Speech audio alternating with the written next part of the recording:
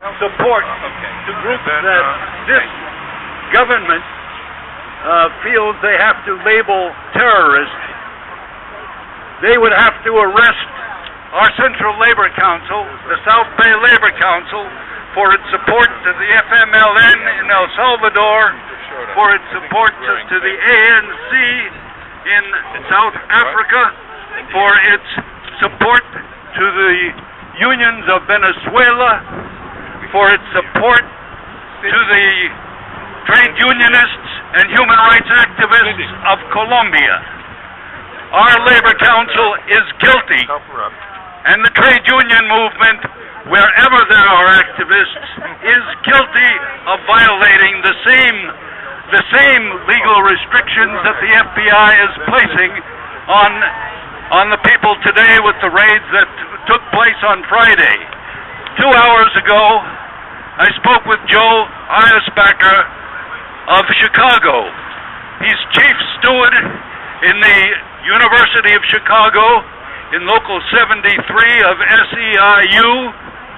His home was ransacked, his papers, his cell phone, his computers gone, and he needs the support of the trade union movement, especially of the SEIU. We cannot allow our brothers and sisters to be taken to grand juries where they will refuse to name names and where they can be held in contempt and they can be jailed for long periods of time.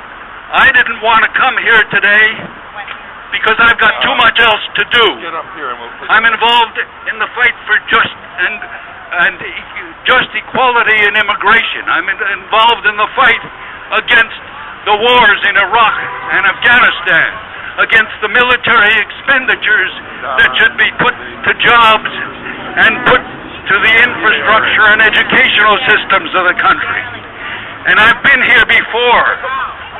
I was here before in 1960 when they washed the people down the steps of City Hall in the name of the House Committee on Un-American Activities, which did exactly what they are doing today with this committee, with the FBI. And the time is limited.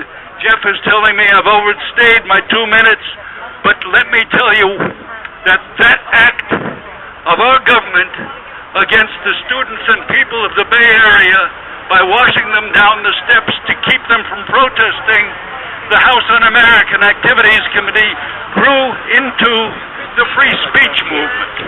It grew into a mighty anti-war movement that at one point put 250,000 people in Golden Gate Park.